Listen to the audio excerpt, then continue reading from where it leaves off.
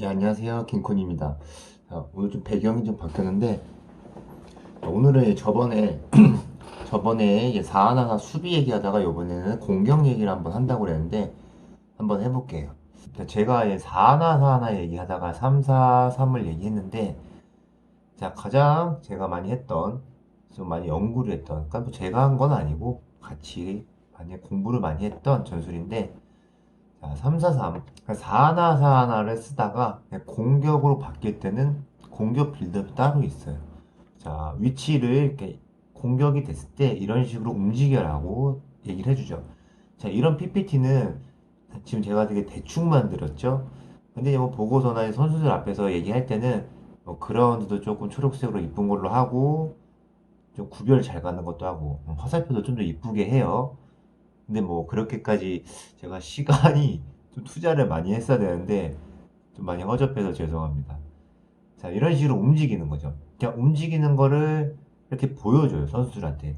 지금 제가 화살표를 표현했지만 원래는 애니메이션으로 가야죠. 그래야 선수들이 더 이해하기 쉽고요. 갔을 때 이렇게 변하는 거죠. 자, 이 선수가 수비형 미드필더였죠. 자, 위에서 보면 이 선수죠. 이 선수가 이렇게 내려오는 거예요. 내려와서 이렇게 된 거고, 양쪽 중앙 수비수들을 이렇게 벌리는 거죠. 그리고 측면 수비수들 위까지 올라가고요. 자, 공격수. 자, 이 친구는 여기 있던 애가 L로 오고는 거예요. 이렇게. 이런 식으로 바뀌어서 이렇게 바뀌었죠. 그리고 미드필더들은 자, 이거를 일자로 쓰는 게 아니라 약간 대각선으로 씁니다. 한 명이 상황 봐서 이 친구가 일로 내려가게 되면 한 친구는 올라오고 이런 식으로 해서 왔다 갔다 하는 거예요. 자, 이게 공격할 때 빌드업이에요. 그래서 이런 걸 어떻게 강조하느냐? 훈련을 할 때 뭐 이런 것도 보여주고 훈련을 바로 나가요. 야, 특히 전지훈련 때 이런 얘기를 많이 하는데 이런 거는 자, 훈련을 할 때는 막 수비 밸런스를 잡다가 호루라기나 이런 거 불어요. 자, 공격! 이런 얘기를 하면은 선수들이 저 위치로 얼마나 빨리 가느냐 훈련을 계속 합니다. 이걸 반복해요. 자, 그래서 이런 자리를 잡아요. 자, 이런 자리를 잡고 여기서 이제 디테일한 전술 훈련을 하는 거죠. 자, 예를 들면은 이게 너무 길어지니까 자, 이 친구가 볼을 잡았을 때 그 위치를 알려주죠. 너로 볼을 잡았을 때 패스를 떻게 할 수 있다. 어디로 할 수 있는 루트가 있다라는 걸 알려줘요. 예를 들어 이 친구는 여기 자, 이 선수한테도 할 수도 있고 이 선수한테 할 수도 있고 이 선수한테 할 수도 있고 이 선수한테도 할 수도 있어요. 그런 걸 모두 알려줍니다. 그래서 얘한테 할 수 있는 상황은 어떤 상황이다. 얘한테 할 수 있는 상황은 어떤 상황이다. 그리고 얘네들한테 할 수 있는 상황은 어떤 상황이다. 이런 걸 다 일일이 얘기를 다 해줘요. 완전 초등학생처럼. 물론 팀에 따라 좀 다르겠지만 그래야 선수들이 이해 좋고요. 이해하기 쉽고 그런 실화인데 여기서 이렇게 그렇게까지 다루는 거는 한번 나중에 진짜 좀 기회가 되면 다루고 싶은데 오늘은 아닌 것 같고 오늘 포인트만 알려드릴게요. 그래서 오늘은 제가 생각했을 때 가장 3-4-3의 꽃이라고 생각하는 부분에 대해서만 간단하게 얘기를 해볼게요. 제가 생각하는 3-4-3의 꽃은 자, 측면 수비수입니다. 자, 이 선수들인데 저는 측면 수비수 윙백, 그럼 사이드백을 엄청 좋아해요. 왜냐면 뭐 데이터적으로 많이 접근을 해봤기 때문에 자, 이 선수들이 가장 힘든 포지션이에요. 자, 이 선수들은 한 경기 끝나면 뭐 12km 이상 많이 뛰는 선수들이 많아요. 그 선수가 체력이 좋아서 뛰는 게 아니라 이 포지션에는 그 정도 뛰어야 돼요. 이 포지션에서는 그 정도가 나와야 돼요. 그래야지 이 전술을 잘 이행했다라고 생각을 할 수 있죠. 왜 그러냐? 자, 얘가 지금 움직임을 표시해놨는데 이 선수들은 사이드 위아래를 엄청 왔다 갔다 해야 돼요. 여기서 봤죠? 자, 수비에다가 공격한다. 땅 하면은 이 친구는 여기서 이쪽으로 바로 와야 돼요. 자, 이 포지션을 위치를 바로 잡아줘야 돼요. 그리고 자, 여러 상황이 있겠지만 이 선수가 잡았을 때 상황에 따라서 여기도 내려와서 볼도 잡아줘야 되고 여기도 있어줘야 되고 또 상황에 따라서 이 정도까지 나가줘야 돼요. 그래야 이 3-4-3의 의미가 있습니다. 저는 이 3-4-3에 대한 영상을 만들려고 했을 때 가장 많이 참고했던 팀이 유벤투스라는 팀이었어요. 물론 그 경기가 최신 경기는 아니었어요. 근데 이게 뭐 세리에서 유벤투스가 이 3백을 3-4-3, 뭐 3호에도 많이 썼는데 3-4-3 경기를 진짜 많이 했고 되게 좋은 장면이 많아요. 그래서 영상 분석을 할 때, 그러니까 영상으로 뭔가 피드백을 줬을 때는 잘한 장면을 보여줘요. 잘한 장면을 보여주면 돼요. 그것도 우리나라가 아니라 해외. 그래야 선수들이 어느 정도 받아들이죠. 우리나라 영상을 보여주면은 아는 선수고 막 이러기 때문에 별로 받아들이지도 않아요. 해외에 좀 더 발전된 리그의 그 영상을 보여줘야 돼요. 자, 그런 식으로 계속 좋은 장면을 똑같이 계속 보여줍니다. 똑같은 장면이 아니라 비슷하게 나온 장면들이 한 경기에 몇 장면이 있어요. 자, 그런 장면들 계속 모아야 돼요. 근데 여기서 조금 분석관들이 힘든 거. 감독 코치님들이 야, 나는 이 사이드백이 이런 움직임을 가진 장면을 보여주고 싶어. 이러면 자, 그 경기를 찾아요. 찾다가 저는 유벤투스 경기가 그 장면이 나온 거예요. 유벤투스 경기를 이렇게 보다가 이 장면이 한 경기를 보는데 장면이 딱 한 장면만 나오는 거예요. 근데 그 장면을 찾기 위해서는 한 경기를 풀로 다 봐야 돼요. 처음에는 그냥 풀로 다 봤어요. 하다 보면 계속 넘기죠. 빨리 보고 넘기는데 이게 진짜 도움이 많이 돼요. 자, 제가 그 경기를 다 봐. 만약에 그 장면이 없더라도 그 경기를 다 봐요. 그러면 우리가 하려고 했던 장면이 안 나온 똑같은 포메이션인데 안 나온단 말이에요. 왜 안 나오냐? 그것까지 공부가 됩니다. 자, 그건 되게 이런 한 경기를 꾸준히 보고 내가 이 장면을 찾으려고 보는 거지만 그 장면이 아니더라도 다른 게 계속 눈에 들어와요. 어쩔 수 없어요. 계속 반복하다 보면. 그러니까 예를 들면, 이 장면이 나올 것 같아 했는데 계속 끊겨요. 그러다 보면, 아, 이게 왜 끊겼지? 하는 생각이 들면서 그 장면에 대해서 또 분석을 하게 되고 연구를 하게 돼요. 이거에 대해서 또 감독 코치들과 미팅도 하게 되고. 그러면서 전술이 이런 상황일 때는 이럴 수가 있구나 이런 얘기를 많이 하게 돼요. 자, 이거는 좀 갑자기 전술 얘기하다가 다른 게 생각나서 한 거고. 자, 저는 아까 얘기했듯이 이 사이드 쪽에 있는 선수들이 가장 중요하다고 생각해요. 자, 이거는 프로와 아마추어에서 가장 차이 나는 포지션이 저는 측면 수비라고 생각합니다. 자, 조기 축구에서도 아마추어 축구에서 잘한다는 팀 보면은 자, 사이드백이 엄청나게 많은 역할을 해요. 얘네들이 어느 정도 이 정도 나와 있는 애들 그러니까 측면을 엄청 잘 살리는 거죠. 볼이 잘 돌아가는 팀을 보면은 자, 이 측면에서 많은 움직임을 갖고 가는 선수들이 진짜 잘해주는 거예요. 자, 못하는 조기 축구 애들은 자, 여기서 안 올라오죠. 그러니까 계속 수비만 있는 거예요. 수비만 하고. 근데 잘하는 팀들은 자, 이 선수들이 엄청 볼을 잘 차는 선수가 있을 거예요. 그래서 저도 이쪽 포지션을 제가 개인적으로 좋아합니다. 뭐 체력이 안 되지만 공격만 해서 못 돌아오지만 자, 그렇고 자, 제가 또 하나 이 선수들이 왜 중요하냐고 생각하는 거는 자, 3-4-3의 기본은 있지만 가장 포인트는 자, 사이드 체인지예요. 자, 사이드 체인지가 뭐냐면 자, 이게 상대가 4-4-2로 섰을 때, 그러니까 4-2-3-1로 섰을 때 4-4-2건 4-2-3-1이건 수비 밸런스는 4-4-2가 돼요. 자, 상대가 4-2-3-1이건 수비할 때는 4-4-2가 됩니다. 안 나올 수가 없고요. 자, 3-4-3의 가장 기본적인 거는 이 사익 공간을 먹는 게 가장 중요해요. 뭐든지 마찬가지지만. 제가 사이드 체인지 하기 전에 간단하게 설명드릴게요. 자, 상대팀이 압박을 합니다. 자, 압박을 안 할 때는 이 3-4-3은 그냥 여기서 볼 돌리는 거예요. 그냥 지루하게 돌리는 거예요. 안 나오면 계속 돌려요. 계속 돌려 주고받고 공격 못해도 돼요. 볼 소유를 계속해요. 볼 소유를 계속해서 이 선수들이 볼 터치를 상당히 많이 하게 가려워요. 그래서 자신감 높이게 하는 거예요. 경기 중에서 내가 나한테 볼이 온다는 게 무섭다고 느끼는 선수들이 엄청 많아요. 생각보다. 슬럼프가 왔을 때는. 그럴 때는 경기 중에 볼을 상당히 많이 받아주고 패스해주고 하면서 자신감을 길러주는 거예요. 자, 이렇게 됐을 때, 자, 이 압박 나왔을 때, 이 경우를 위해서 계속 볼을 돌리는 거예요. 자, 이 정도 때 압박 나왔을 때, 자, 나오죠?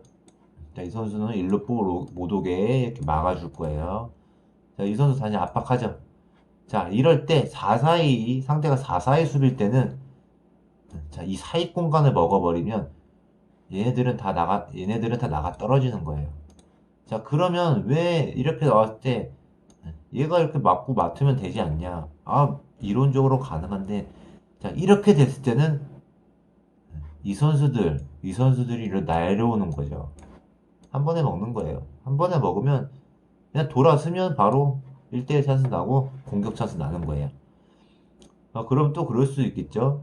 자, 이 선수 나오거나 이 선수 나오면 된다. 아, 돼요. 되는데 이거는 기본적인 축구 쪽에서 수비수 쪽에서 라인을 지키기 때문에 완전 전 경기 맨투맨이 아닌 이상은 절대 이렇게 안 합니다. 자, 이 선수가 나왔어요. 근데 이 선수한테 뭐 뻥 때려서 볼이 갔어요. 자, 1대1 되고 1대1 돼요. 그럼 상당히 부담감을 느껴요. 그래서 이런 거는 웬만히 못해요. 자, 그렇기 때문에 이 4-4-2 수비 밸런스가 있을 때는 자, 이 3-4-3 빌드업이 상당히 효과적입니다. 자, 잡았죠? 이 선수도 함부로 못 나와요. 이 선수가 있기 때문에. 그렇기 때문에 여기서 얘가 마음대로 전방을 보고 미드필더가 전방을 보고 뿌려줄 수가 있다는 거예요. 자, 물론 여기 딱 잡았을 때도 부분 전술이 있어요. 근데 여기까지 나오는 것만으로도 성공적인 탈압박이죠. 자, 그냥 잠깐 딴 얘기 했는데 제가 가장 말씀드리고 싶었던 건 자, 사이드 어택 그 사이드 전환도 4-4-2에서 가장 나오기 쉽고 가장 중요한 거예요. 제가 옛날에 제가 분석한 시절에 있을 때, 자, 인천, 서울, 그 경인 더비라고 많이 하죠. 인천 입장에서는. 이때 가장 많이 썼던 거, 가장 효과를 많이 봤던 거. 자, 저희가 서울이 상당히 그때 아마 최용수 감독 있을 텐데, 아, 지금도 다시 돌아왔지만, 서울이 상당히 강했죠. 뭐 패스 잘하고, 뭐, 순위 높고. 근데 저희는 그 팀이랑 했을 때 경기가 아주 좋았어요. 좋았던 거는 준비했던 거, 사이드 어택. 자, 하나인데, 사이드 어택은, 자, 서울도 마찬가지예요. 강한 팀이라고 생각하는 팀들은 생각하는 게, 그러니까 뭐, 선수들도 마찬가지예요. 야, 약한 팀이, 나보다 약한 팀이라고 생각하는 사람들이, 팀 선수들이 뒤에서 계속 볼을 갖고 소유를 하고 있어요. 계속 주고받고 하면 강한 팀이라고 생각하는 애들은 엄청 약이 오릅니다. 그래서 막 우리나라에서 막 개인기하고 패스 계속하면 당군다운 얘기 많이 하죠. 그런 일이 발생하는 이유가 나보다 못하는 애들이 자꾸 볼을 갖고 오래 갖고 있고 뭔가 소유를 갖고 있기 때문에 이거서 심리 싸움을 계속 하는 거예요. 안 나오면 그냥 계속 돌려요. 주구장창 돌려요. 그냥 전반 끝날 때까지 돌려도 돼요. 자, 돌리다가 이제 못 견디고 나오죠. 못 견디고 나올 때, 자, 이런 선수들, 자, 강팀인 선수들은, 자, 이렇게 했을 때 선수가 하나 벼도 여기 일로 패스를 못 가게 엄청 타이트하게 붙어줘요. 이거는 선수빨이에요. 그래서 한 공간, 그러니까 이 선수가 비어도 이쪽으로 패스를 못하게 만들어요. 이 선수가 워낙 개인적으로 이 선수를 압박할 수 있기 때문에. 자, 이럴 때가 문제죠. 이렇게 하면 이 선수는 내려와 줘야 돼요. 압박해도 안 먹히거든. 얘네 상대팀이 강하기 때문에 안 먹혀요. 그래서 이렇게 했을 때 압박을 해주고, 가지고, 이럴 때, 자, 이 선수한테 줍니다. 이거 주는 이유는 한 가지예요. 자, 압박을 이렇게 왔을 때, 아, 볼이 전체적으로 오면 이 선수도 가고, 이 선수도 가고, 다 갑니다. 상대도 가만히 있지 않죠. 압박 상황이니까. 자, 게인트 붙여둬요. 붙어주고. 자, 얘만 동떨어지게 있을 수 없어요. 왜냐?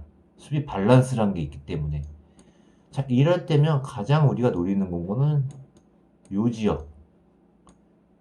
자, 지금 여기 그림으로 봤을 때 여기가 더 좁아 보이는데, 여기가 상당히 넓어요. 자, 이 선수 여기서 마음대로 뛰어다니는 거예요. 수비수인데, 자, 수비 생각하지 말고 그냥 공격으로 가라는 거죠. 그래서 이 선수 딱 잡으면, 땅! 여기다 내려놓는 거예요. 자, 내려놓는 것도 공간에다 내려놓는 거고, 그냥 이쯤에서 받아서 내려놓는 것도 있어요. 근데 이런 경우는 뭐 국가대표 경기가 요즘 다 이렇게 올려요. 4-4-2를 퍼펙 쓰는 사람들도 이 정도 올리는데, 그때는 이제 수비형 미드필더가 여기까지 내려오지 않죠. 자, 이 정도 올라오죠. 왜냐면 공격을 가담하기 위해서. 이렇게 내리는 이유는 수비적으로 또 안정을 주기 위해서 내리는 방법이 있어요. 근데, 자, 이 상태에서 빵. 아니면, 자, 이 선수, 미드필더가 주는 경우도 많지만, 또 한 가지는, 자, 아빠가 와서 안 됐어요. 그럼 일로 돌려서 돌려요. 그럼 이 선수가 땅. 가죠. 자, 여기서 또 전술 나오고, 개인 능력으로 돌파하고, 드리블 해도 되고, 이런 겁니다. 그래서 3-4-3의 가장 꽃은 사이드 체인지. 자, 사이드 체인지에 여기서 빨리 와서 막더라도 이렇게 되면 이 선수를 다 일로 와야 돼요. 그러면 상당한 체력 소모가 있습니다. 여기서 제대로 된 패스 한 방만 있으면 성공한 거예요. 물론 여기서 마무리 짓는 게 가장 중요하긴 하지만 여기까지 오는 과정을 만드는 훈련을 가장 많이 했던 것 같고 기억이 나요. 그래서 상대가 포백인 경우는 왜 이게 힘드냐? 자, 이렇게 이게 사이드 어택이 아니어도 상관없어요. 자, 볼을 잡았을 때 미드필더가 있어요. 자, 이 선수가 여기 있으면 안 돼요. 이때는 이 선수가 중앙 수비수가 여기까지 올라와줘도 돼요. 자, 이렇게 가지고 이렇게 가는 건데, 자, 그러면 이 선수는 얘가 엄청난 고민을 때려요. 자, 원래 포지션이 이거죠? 자, 이렇게 있어요. 자, 이렇게 있고, 여기가 안 있어도, 뭐 여기 있어도 상관없고, 여기 있어도 상관없어요. 자, 여기 있으면은, 자, 이 선수가 우선은 여기를 막 하겠죠. 그러면 이 선수가 사이길이 열린단 말이에요. 일로 줘도 되고, 일로 줘도 되고, 일로 줘도 되고. 자, 그렇게 되면은, 자, 이 선수는 얘도 신경 써야 되고, 얘도 신경 써야 돼요. 그러니까 이런 거는 수비수한테 상당히 부담이 되는 거예요. 그래서 이런 경우가 있고, 전반전 끝나고 들어가면 이 선수는 항상 어떤 얘기를 하냐면, 아, 저는 얘 막아야 돼도 얘도 막아야 돼. 누구 맡아야 돼요? 이런 걸 많이 물어봐요.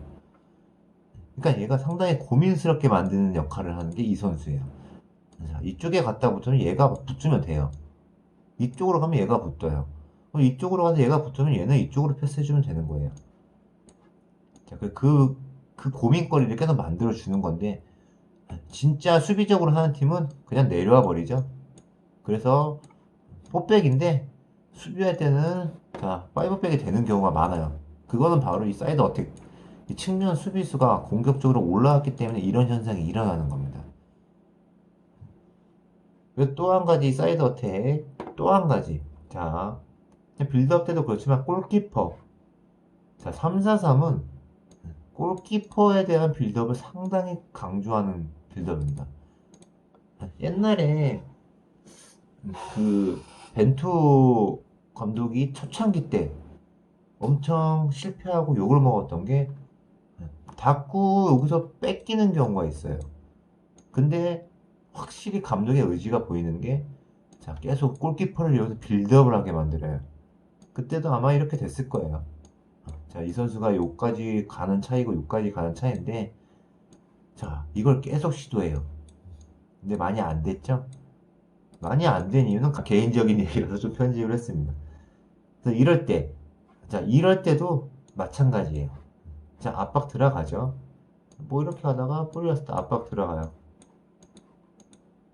자, 이 선수 압박하려면 여기까지 와 있죠. 자, 빌드업 상황이니까. 줄 데 없죠? 골키퍼는 이럴 때 어떻게 하냐면, 자, 사이드 어택한테 봅니다. 자, 이 선수가 아마 이 정도까지는 이렇게 붙어 있진 않아요, 절대. 자, 얘가 상당히 비어 있어요.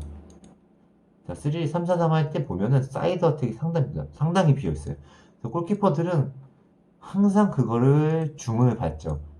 이렇게 잡았을 때는 사이드한테 보내놔라.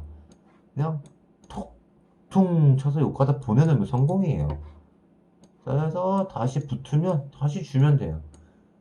자, 어찌됐든 공격상으로 올라온 거예요. 그래서 저는 이 사이드 어택이 가장 중요하고 3-4-3에 있을 때 사이드 어택들이 전술을 이해하는 능력, 전술 이해 능력이 상당히 중요합니다. 그래서 여기 있는 기본적인 선수들을 갖춰야 될 요건. 내가 감독이면 여기는 어떤 선수를 기용할 건가? 체력. 첫 번째 체력. 두 번째는 여기는 볼을 그렇게 잘 차면 좋죠. 잘 차면 좋은데 저는 체력이고 정신력.